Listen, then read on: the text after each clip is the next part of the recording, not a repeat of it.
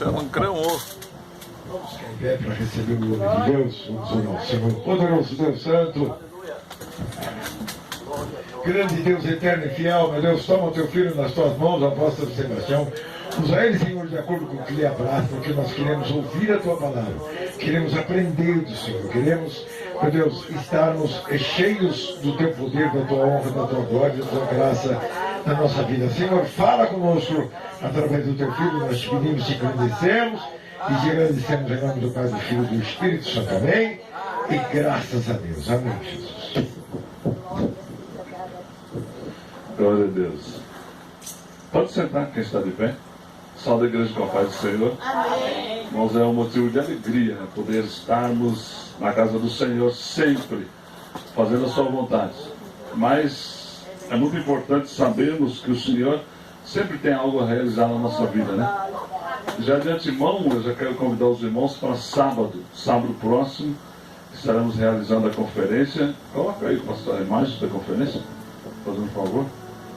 Estaremos realizando aqui em cima a 9ª conferência, essa aqui.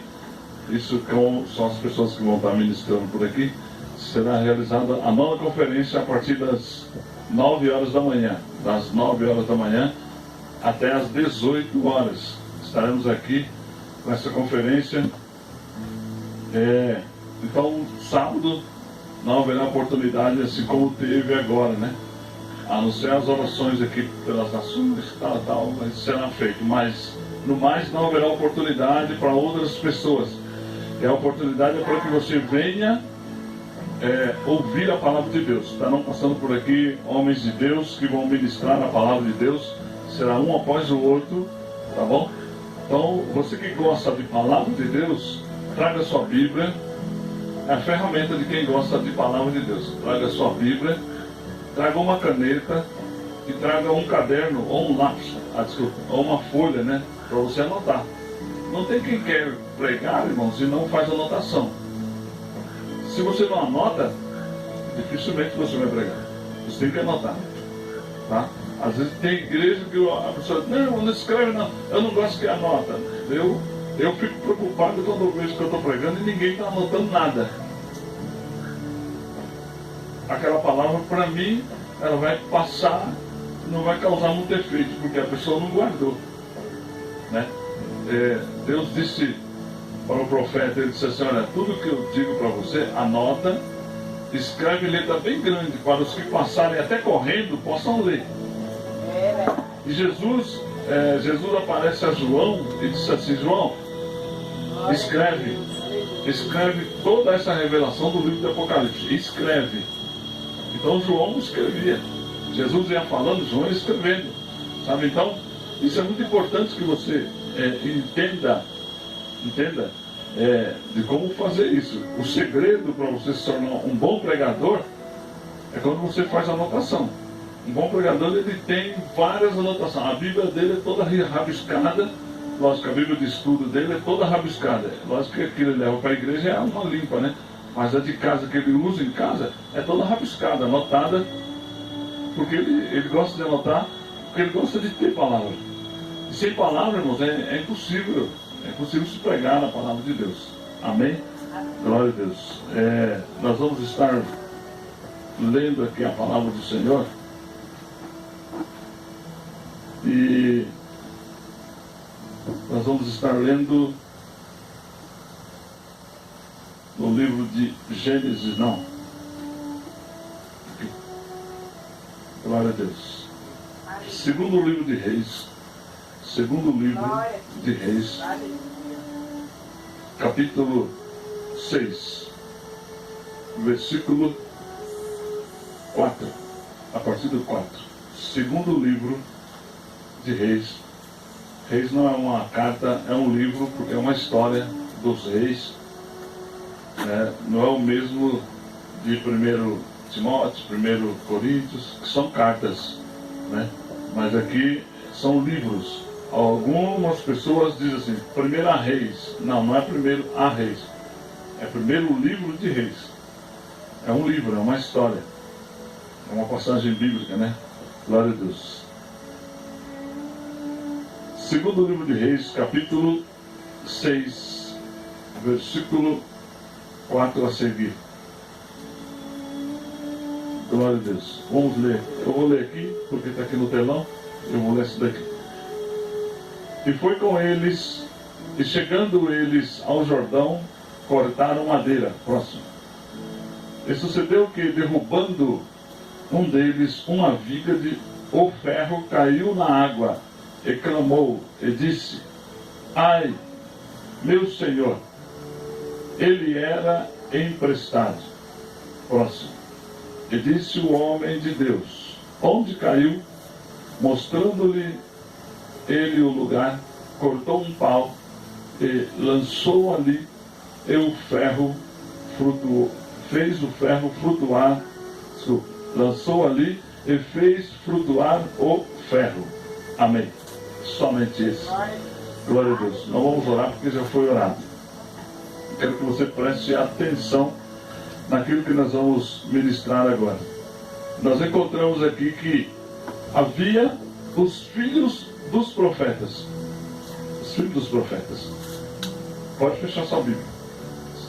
Se vai anotar, fica com o caderno ou com o papel na mão, não tem a caneta. Mas a Bíblia pode fechar. Então, havia ali os filhos dos profetas. Quem eram os filhos dos profetas? Eram os filhos ou aqueles a quem os profetas doutrinavam, ensinavam, ministravam eles.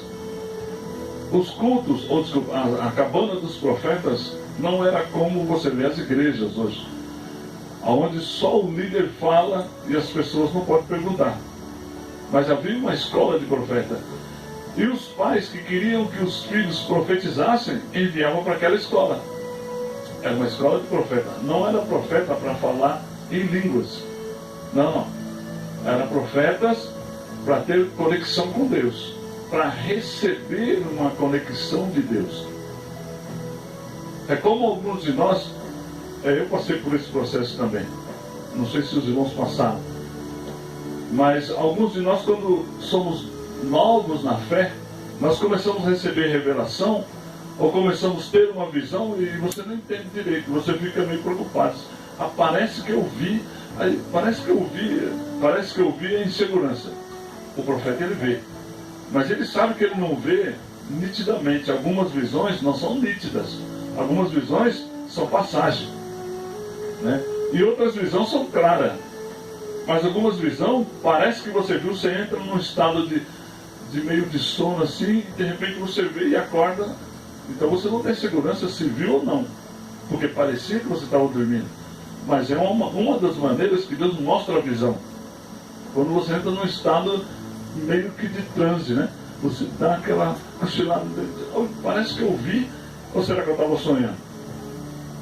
Por isso eles eram enviados à escola de profetas. Para quê? Para que eles tivessem essa orientação. O profeta Eliseu tinha uma escola de profeta. E esses profetas que iam para a escola de Eliseu já eram filhos de outros profetas que eram enviados também a Eliseu. Porque conhecia o calibre de Eliseu. Conhecia a qualidade, o padrão de santidade de Eliseu. Sabia que Eliseu era um homem separado, um homem consagrado, um homem que tinha conexão e relacionamento com Deus. Então por isso que diz aqui, e os filhos dos profetas fizeram o que, irmãos? Chamaram Eliseu. Disseram, olha, desçamos até o Jordão para cortar madeira, porque o lugar onde nós estamos é pequeno. Os filhos dos profetas começaram a se sentir apertados no lugar onde eles estavam e queriam ampliar o lugar. Diga comigo, quem tem a profecia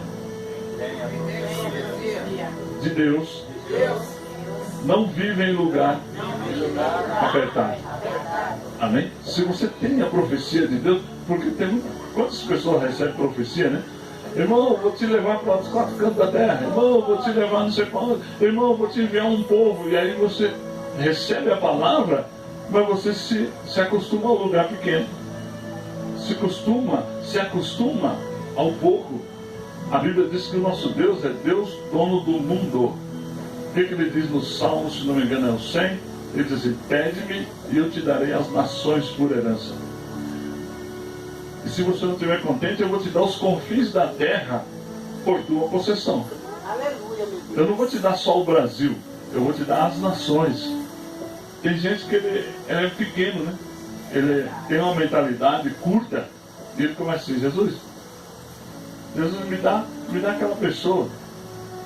Em vez de pedir a família, ele diz: me dá só aquela pessoa. Outra vez ele diz: Jesus, me dá uma casinha. Me dá um carrinho, senhor. Pode ser um carrinho velho. Não. Se você tem uma profecia de Deus liberada na tua vida, uma profecia de Deus é uma palavra de Deus lançada sobre a tua vida. E essa palavra, ela vai produzir. Eu creio, meu Deus. Ela vai ser respondida. Porque a Bíblia diz que uma palavra, quando sai, ela sai com uma função, com um projeto, com uma ideia de Deus. Você lembra que quando Deus chamou Noé, quando Deus chama Noé para conversar, a Bíblia diz que Noé recebe o que? Uma profecia de Deus. O Senhor diz assim: Noé, eu me agradei de ti e da tua família. Primeiro ele diz: me agradei de ti. E aí confessa para Noé, né? Fala com Noé: Noé, olha, eu vou destruir o mundo com a chuva, virar um grande dilúvio. Noé acredita, ele diz: mas e a minha família, Senhor? Ele diz: por causa de você, Noé, também eu vou salvar a tua família. Deus não tinha relacionamento com a família de Noé, não, era só com Noé. A Bíblia diz que Deus viu Noé o justo.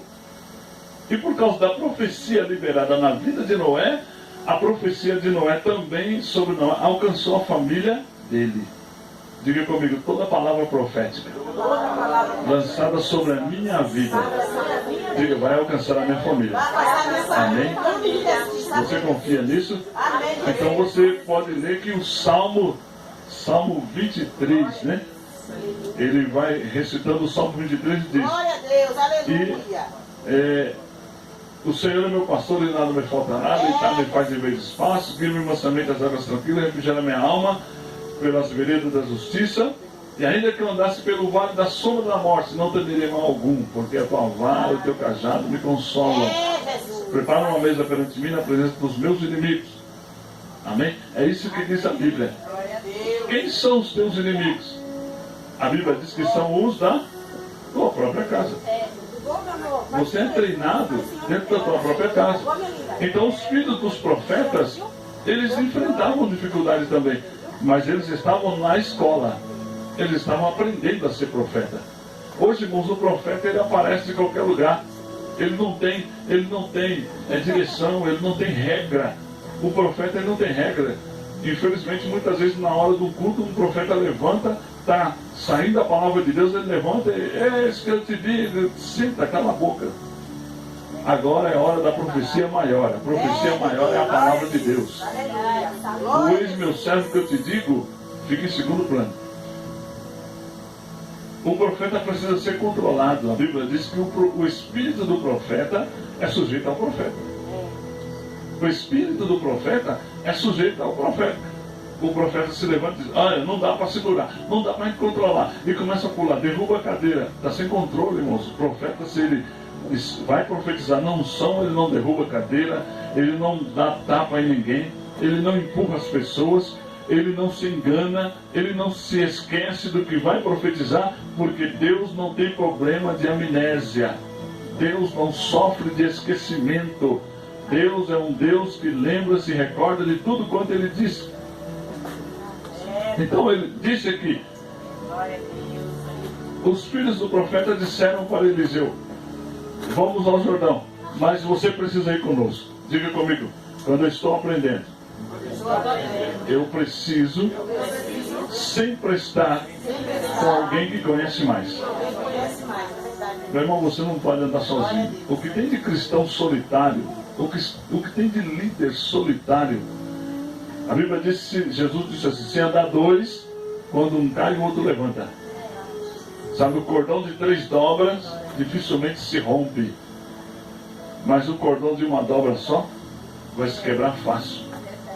Se você pegar um ovo e bater ele, sim, ele quebra. Mas se você pegar um ovo de ponta, você pode apertar o quanto você quiser, você não vai quebrar ele. Sabe por quê? Você pegou o lado resistente dele.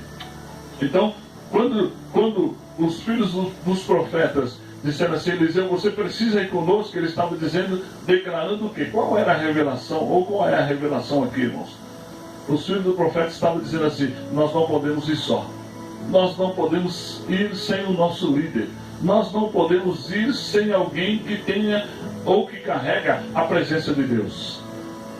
É muito difícil você andar com alguém que não carrega a presença de Deus. É difícil você caminhar com alguém do teu lado que não carrega consigo a presença de Deus. Porque é uma pessoa pessimista. Você diz, vamos orar que Deus vai abrir a porta. Ih, irmão, isso aqui não adianta orar. Vamos pedir, irmãos, que olha, Deus vai mandar chuva. Ah, irmão, com um sol desse, Deus vai mandar chuva. São pessoas pessimistas no espírito.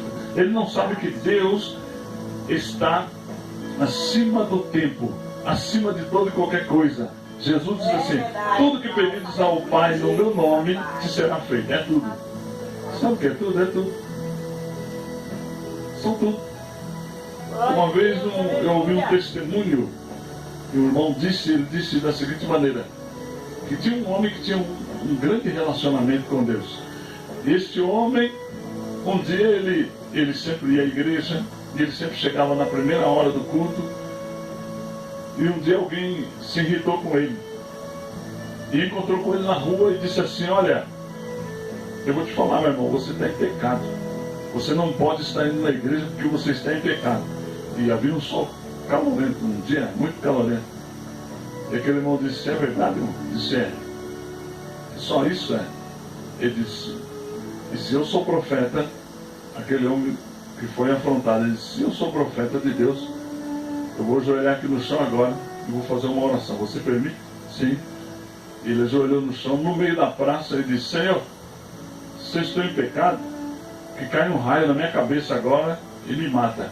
Aí o rapaz que acusou ele olhou, vai cair um raio, se está chovendo, se não tem chuva, o sol está quente.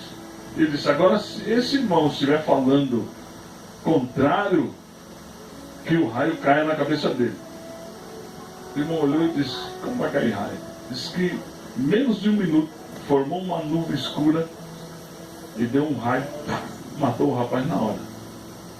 Claro que a morte daquele rapaz vai na conta dele. Vai na conta do profeta que pediu. Por isso a pessoa é profeta. O profeta é para isso. Quem profetiza é para isso. Muitos pastores, às vezes um membro diz assim, irmão, vou sair da igreja. Ele diz, olha, vai, porque não vai dar certo, você vai ter que voltar. Se aquele lugar onde a pessoa ia era o lugar dela, e o pastor profetizou que ele vai voltar, ele vai voltar. Só que ele vai voltar, mas a volta é na conta do pastor. Porque o tempo dele ir já tinha dado. E agora o pastor vai suportar aquele irmão. O problema é que ele vai dar ali dentro, porque já não é mais o espaço para que ele ficasse ali. Não sei se você está entendendo. Não era o espaço mais para ele voltar. Mas quem está acima dele é o pastor dele. Quando o membro dissesse, pastor, eu preciso ir embora. Qual que é a função do pastor? Porque o pastor é pai. Para quem não sabe, pastor quer dizer pai. O filho pede a bênção para o pai tem que fazer o quê? Abençoar. Mesmo aborrecido, ele tem que abençoar. E o filho vai embora. O membro pediu a bênção para o pastor, que é o pai dele. O pastor não tem que dizer, não está na hora. Não é o pastor que sabe. Se o membro pediu, o pastor só tem uma coisa a fazer. Deus te abençoe, vai com Deus. Até porque, irmãos, quando essa pessoa chegar num outro ministério, com a bênção, ele vai ser uma bênção. Mas se ele for com maldição, ele vai se tornar uma maldição. E sabe o que vai acontecer? Se ele for com bênção, alguém vai dizer assim, nossa, esse irmão chegou aqui, glória a Deus, mudou o nosso ministério. Rapaz, aonde você congregava? Ah, congregava com o pastor Pedroso. Ele diz, eu quero nessa igreja para me conhecer esse pastor, porque você é uma bênção aqui. Você é uma bênção. Mas se o pastor Pedroso amaldiçoa essa pessoa, ela vai para lá, dá problema. Sabe o que o pastor de lá vai dizer?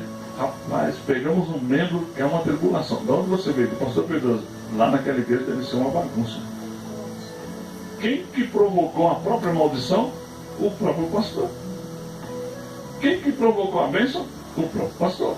Por isso que a Bíblia diz assim, com maldição sois amaldiçoados. Com maldição sois amaldiçoados, em Malaquias, né? Malaquias 3:10, diz, com maldição sois amaldiçoados. Por quê? Porque me roubais. Então, quando você, só para você entender o nível que eu estou te falando, quando você deixa de fazer alguma coisa para o Senhor, você está deixando de ser abençoado pelo Senhor. Você não está prejudicando o ministério, prejudicando o lugar, pelo contrário, você está se auto-prejudicando. Por quê? Porque Deus não precisa de nem um centavo meu nem teu.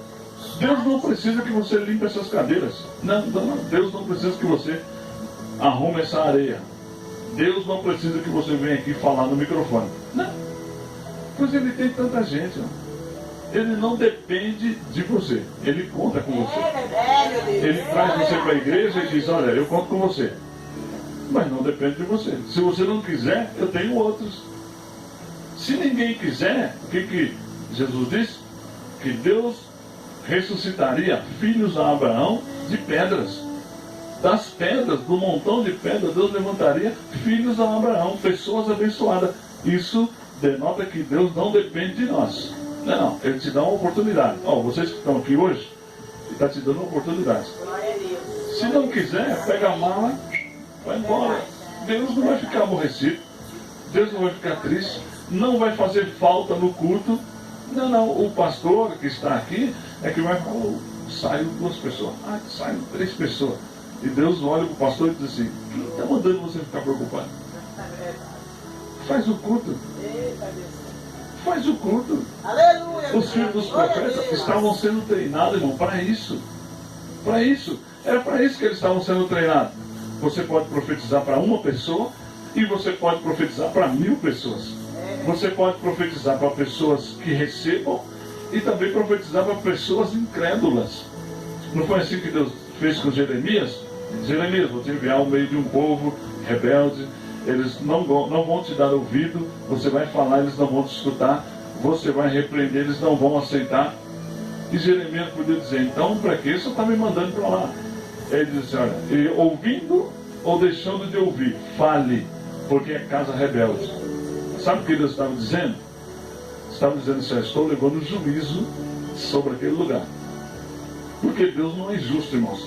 Ele não vai matar um povo sem primeiro ter consequência.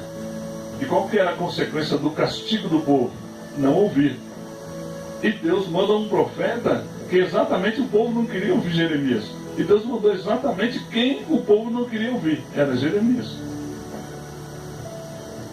Para que ele mesmo tivesse condição de, pelo não ouvir, matar o povo. Quem que Deus manda apresentar Jesus? O João Batista. E o João Batista, irmãos, na vista daquele povo, da multidão, era o melhor profeta. Mas na vista de Herodes, era o pior. Mas foi ele que representou Jesus.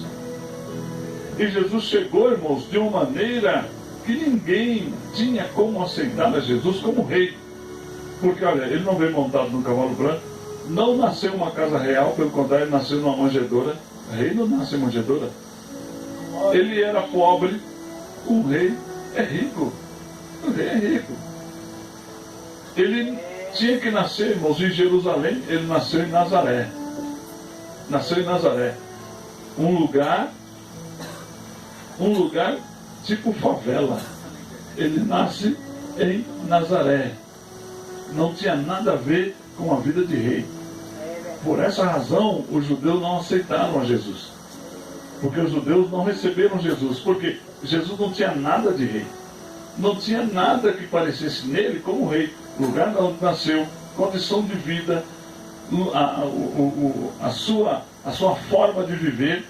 Ele não era uma pessoa que imperava, pelo contrário, ele abaixava a cabeça. Ele aceitava todas as coisas, andava com qualquer pessoa. Um rei é uma pessoa separada, ele não anda com qualquer pessoa. O nível de vida dele é um padrão alto, não baixo. E Jesus veio com um padrão baixo. Mas por que Deus fez isso? Para que os judeus não aceitassem, para que sobrasse Jesus para nós. Porque para nós, irmãos, nós não somos os filhos de salvação. Para nós, a Bíblia diz que é uma graça de Deus. A salvação para nós é graça. Não é por mérito, não é por feitio, né? Tem muita gente fazendo obra, faz tanta coisa, ajuda pessoas de rua, fazem grandes projetos, né? Projetos mirabolosos. Nossa, como o pessoal faz tanta coisa, uau, que igreja poderosa, nossa, olha como esse irmão jejua, olha como essa irmã ora, e aí, tantas outras coisas, e isso não tem valor diante de Deus. Porque a Bíblia diz que Jesus fez o maior sacrifício. O apóstolo Paulo disse, ainda que você desse o teu corpo para ser queimado vivo, ainda não superaria o que Jesus fez. Então não é por obras. Salvação não é por obras. Não é por apresentação de alguma coisa na igreja. Não é porque você é bonzinho. Não é porque você ajuda, não é porque você investe, não é porque você canta todo dia, porque você prega todo dia, porque... Não. Salvação não é isso. A Bíblia diz que salvação é por graça. Sabe o que é graça? Um favor que você não merecia. Sim. O ladrão, haviam 2 ladrões presos com Jesus na cruz, crucificado. Um dos ladrões, simplesmente, por repreender o seu amigo, dizendo assim, olha, nós dois estamos aqui porque praticamos crime. Mas esse nada fez para estar aqui. Jesus olhou para ele e disse, rapaz, gostei dessa palavra. Você vai estar comigo ainda hoje, no meu reino. Ó, ladrão não levou a tua mão para aceitar Jesus, não fez cursinho nenhum, não passou por nenhum encontro, não recebeu ceia, não fez nada. Jesus simplesmente se agradou do ladrão e disse, hoje mesmo você vai estar comigo no meu paraíso, tá? É hoje. Salvação é isso, de graça. Não adianta chegar lá nos sermos com a mão cheia de coisas e apresentar ao Senhor. É graça. É graça. O que tem de gente fazendo obras, mas não tem graça com Deus. Noé encontrou graça com Deus. Eliseu encontrou graça, porque recebeu porção dobrada do espírito de Elias. E voltando aqui, irmãos, então os filhos dos profetas desceram para o rio e foram cortar madeiras. E a Bíblia diz que começaram a cortar madeira para ampliar o lugar. Quem tem uma profecia na vida, ele não se limita. Ele não se limita. Pelo contrário, ele cresce. Quem recebe uma profecia de Deus, ele não fica fechado em 4 paredes. Pelo contrário, ele tem lugar aberto. Você quer ser pregador? Aqui no altar, irmãos, aqui é muito fácil. Olha, tem ventilador, tem microfone, tem plateia. Aqui não vai fugir ninguém. Aqui vocês têm que ficar aqui sentado me ouvindo. Se alguém vai sair, muitas vezes fica até meio sem graça. Não, eu vou ficar. Tá ruim, mas eu vou ficar. Não estou entendendo nada, mas eu vou ficar assim mesmo, porque fica sem graça de sair. Mas se você prega lá fora, irmãos, lá fora é área livre. Nem todo mundo vai querer te escutar. É um lugar de passagem. Quem não quer te escutar, pega o material e vai embora. Ah, ninguém me dá a oportunidade na igreja. Prega lá fora. Aqui é fácil. Ninguém me dá a oportunidade para pregar. Prega lá fora. Prega para a tua família. Prega no trabalho onde você trabalha. Na empresa onde você trabalha.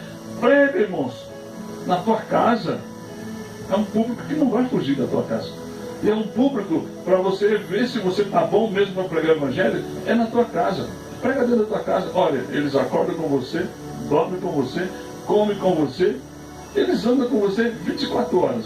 Sabe por que muito casamento não dá certo? Porque a moça encontra com o rapaz na rua, é beijinho, é chocolate, é balinha, é florzinha, e depois se separa e vão embora. Aí a moça chega em casa e diz, esse é meu príncipe. E o rapaz chega em casa e diz, essa é a minha princesa, nós vamos casar. E até casa, veste de branco e vai para o casamento. e o dia do casamento faz juramento e tudo bem. Agora vem a primeira noite. O rapaz vai saber quem que é a moça. E a moça vai saber quem é o rapaz. Porque eles vão chegar arrumadinho em casa, né? A moça toda maquiada e o rapaz todo arrumadinho, né? O cabelo igual daquele irmão ali, né? Cortadinho, bonitinho, com gel. Ele está sem gel, mas eles passam gel. Só que vão dormir. E aí quando acorda no outro dia, aí é o problema. Porque o gel já foi, o cabelo da moça está tudo amassado, tudo torcido, não tem mais maquiagem.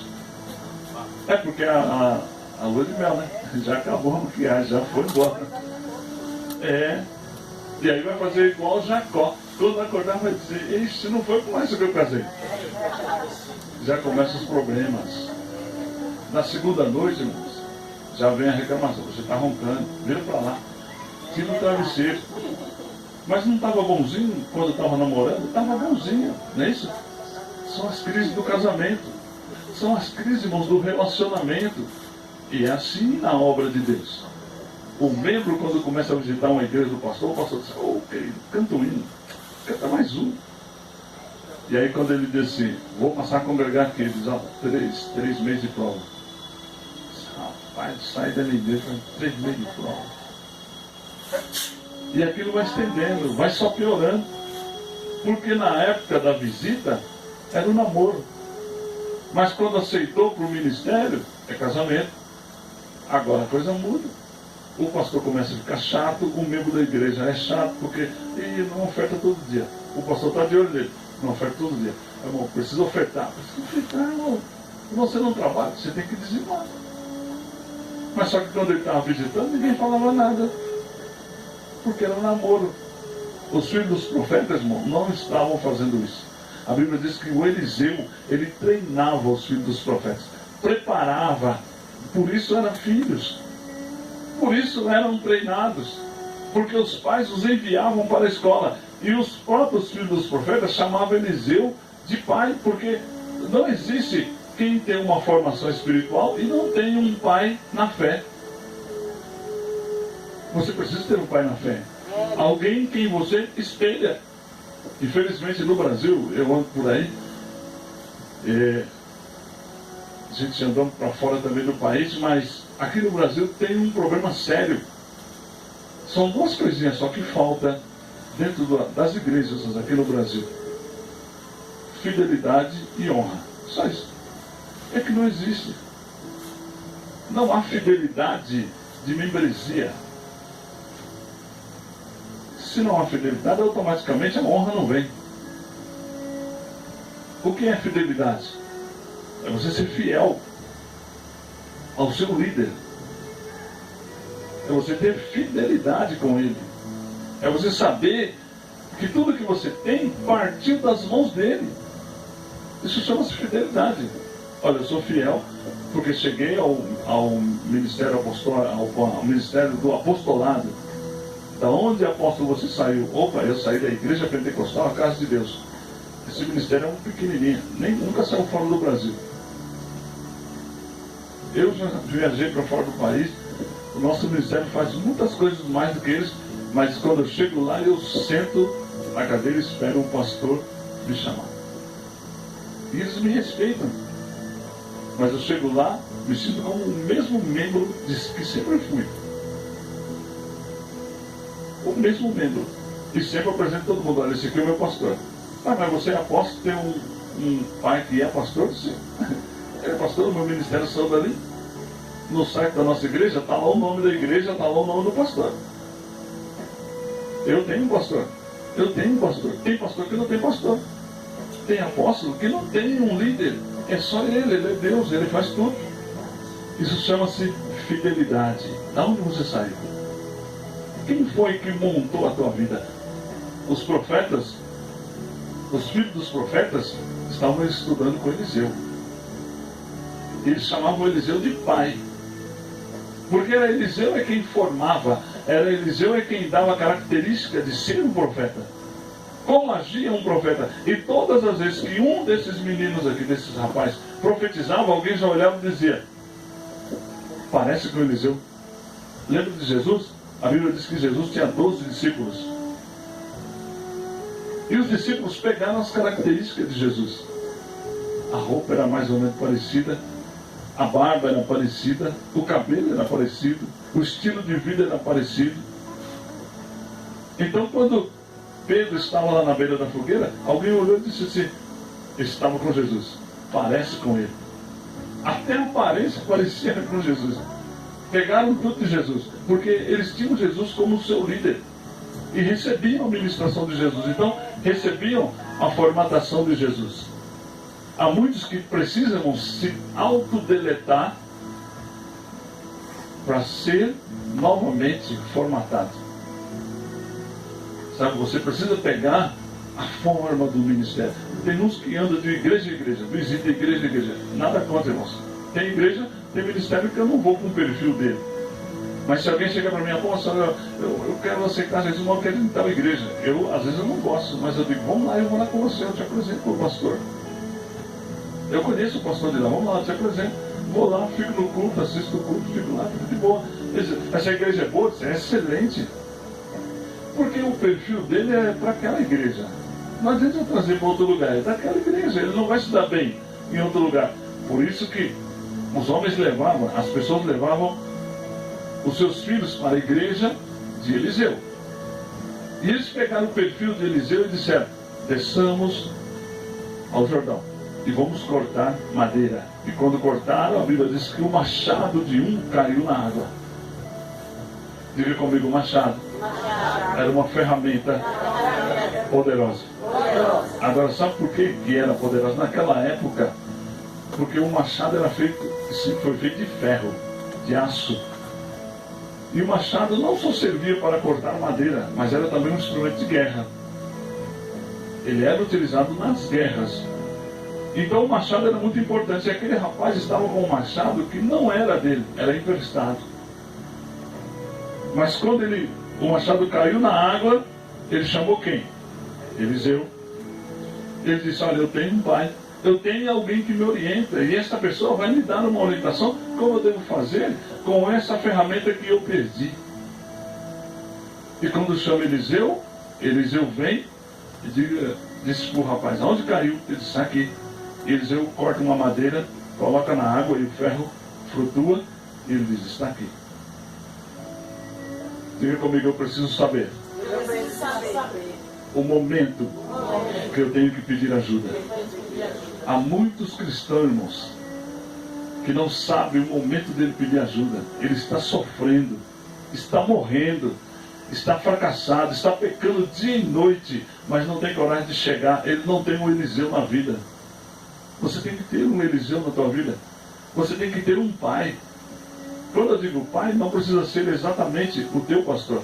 É alguém que você confia. Porque nem sempre o teu mentor, o teu pai, aquele que te orienta, nem sempre é o teu pastor. Nem sempre é. Sabe, o pai de Sara era Abraão. Sara chamava Abraão de meu senhor. E obedecia, tinha o perfil de Abraão. Nem sempre é o teu líder. Às vezes é a irmã Mariazinha lá do círculo de oração. Você tem uma comunhão com ela. Você vive um relacionamento com ela. Então, os filhos dos profetas estavam aqui aprendendo com Eliseu, e agora eles sabiam que Eliseu tinha o poder de restabelecer a ferramenta que ele havia perdido. O que disse o apóstolo Paulo a Timóteo? Ele disse assim: olha, Timóteo, não despreze o dom que é em ti, que foi te dado pela imposição das mãos do presbítero. Quantos desprezam, irmãos, o ministério, onde ele recebeu todos os dons, onde ele recebeu pelo menos o primeiro dom na vida dele, onde ele foi salvo, onde ele foi alcançado para a salvação. Quantas pessoas, irmãos, estão por aí e desprezam o talento que ele recebeu? E alguns, quando recebem e se fortalecem, sabe a primeira coisa que ele faz? Diz: irmão, eu tenho um chamado, estou crescendo na obra, está na hora de eu ir embora. Ele não sabe. Se ele saiu debaixo da bênção da onde ele começou a receber alguma coisa, ele vai perder tudo. Como aquele rapaz perdeu a ferramenta.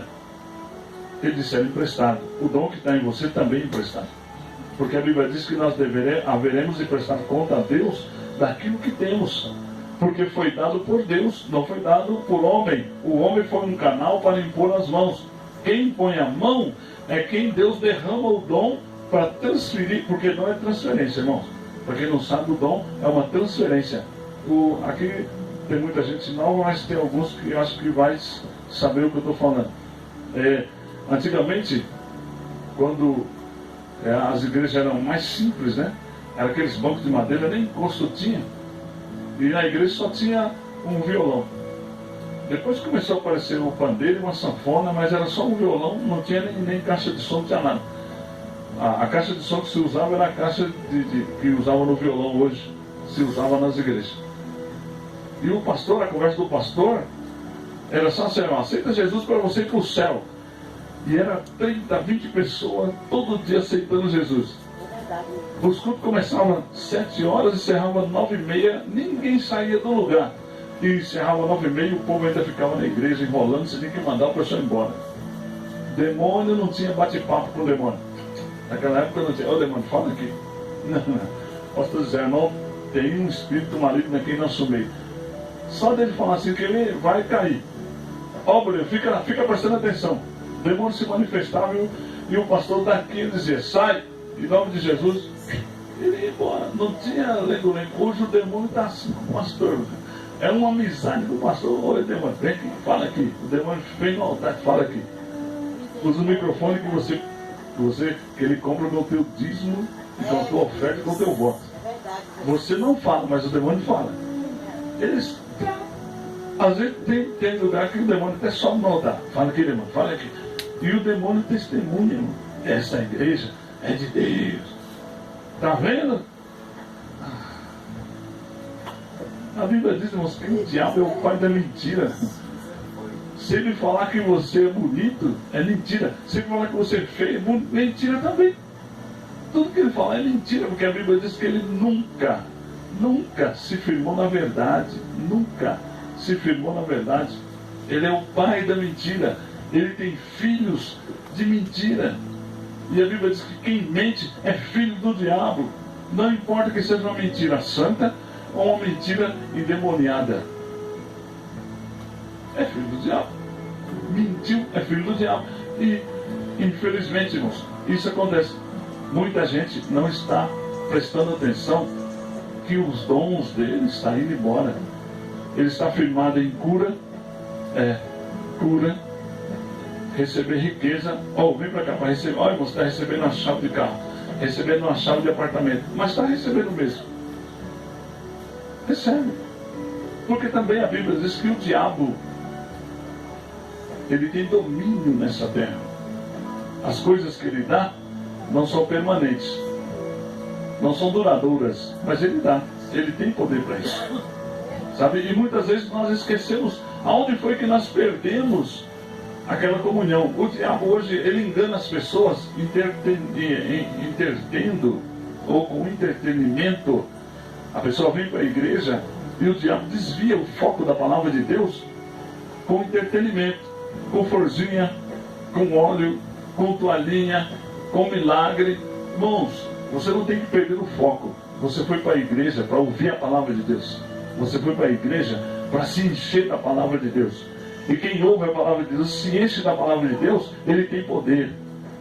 Não precisa de você ficar mendigando nada. Quem se enche da palavra de Deus tem poder. Quem se enche da palavra de Deus tem autoridade. Glória a Deus. E quando você tem poder e autoridade, vem quantas chaves de carro você quiser na tua mão. Vem quantas chaves de apartamento você quiser na tua mão. Eu torno a repetir o mesmo versículo.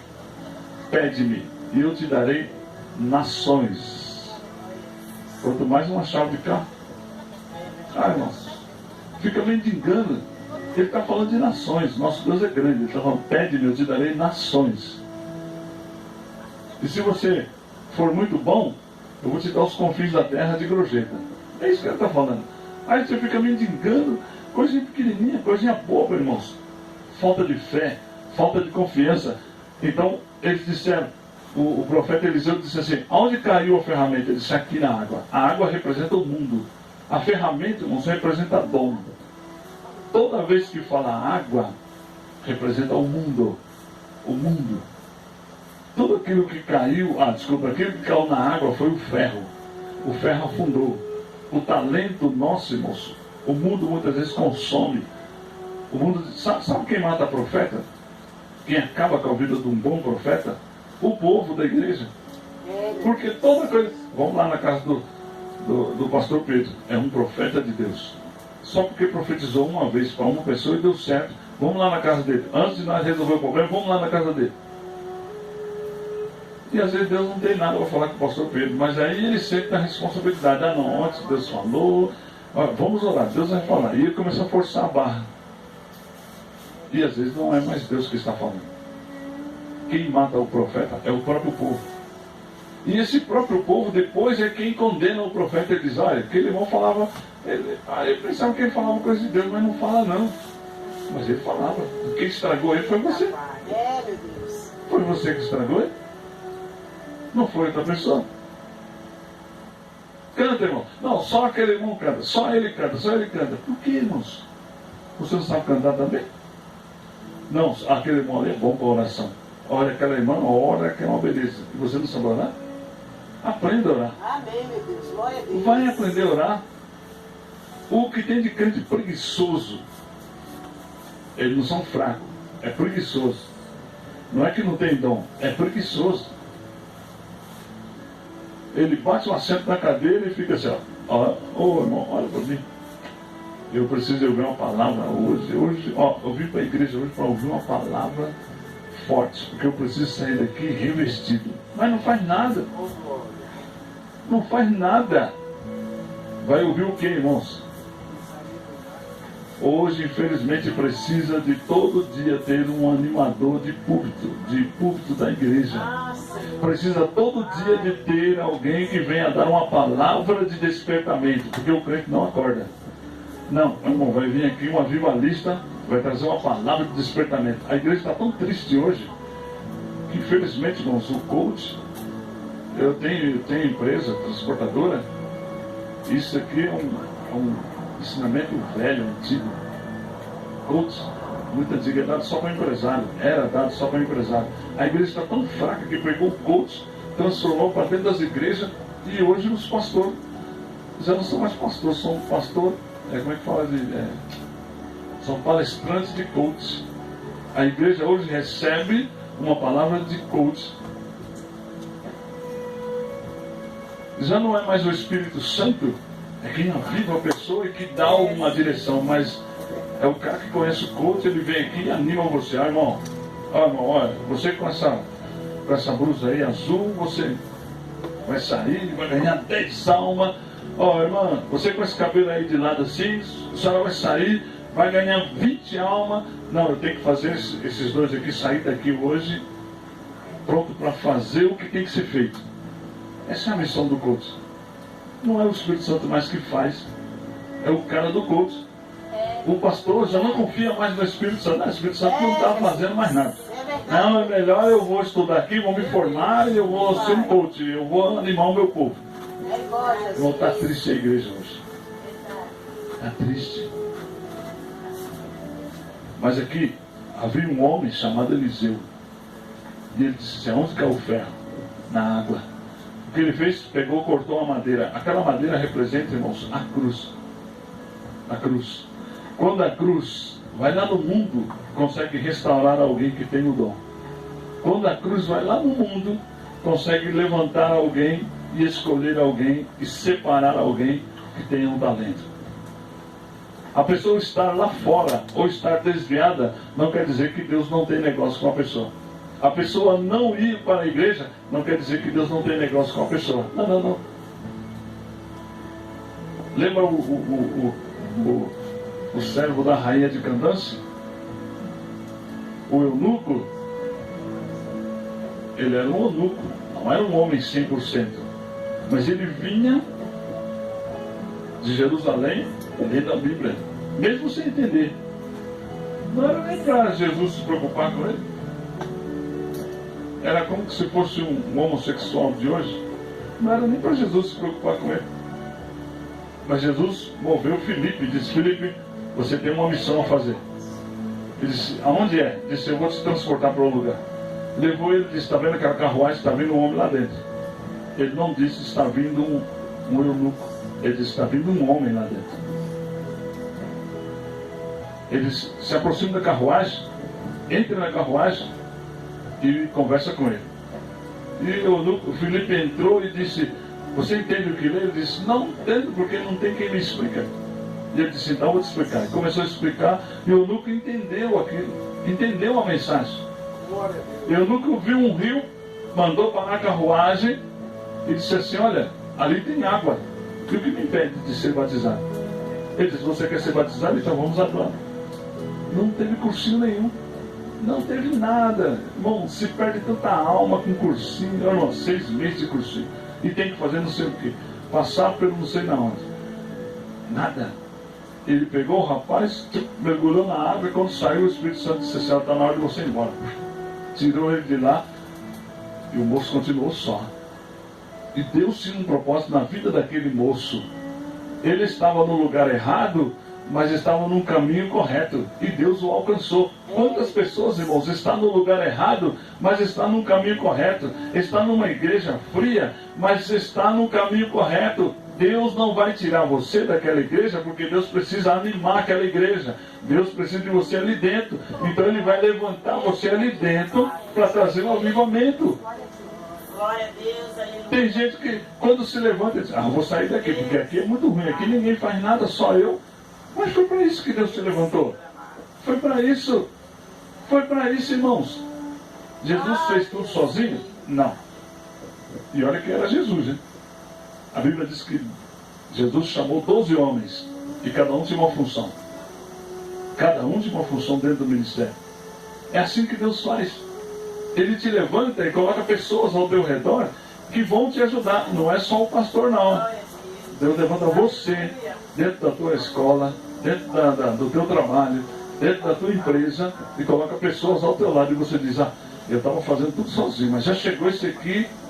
Está igual o irmão de Davi, né? Davi, você veio fazer o que aqui? Sondar a guerra. E Davi só queria, irmãos, entender o que estava sendo oferecido. Quem vencesse o gigante, só isso. Davi nem deu ouvido para o irmão dele, o Abinadab. Saiu e foi perguntar para outro: o que o rei está oferecendo? Olha, o rei falou que quem vencer o gigante vai casar com a filha dele, a família não vai pagar mais impostos pro resto da vida, e ele vai ficar rico. Ele diz: então esse homem sou eu. Eu vou fazer isso.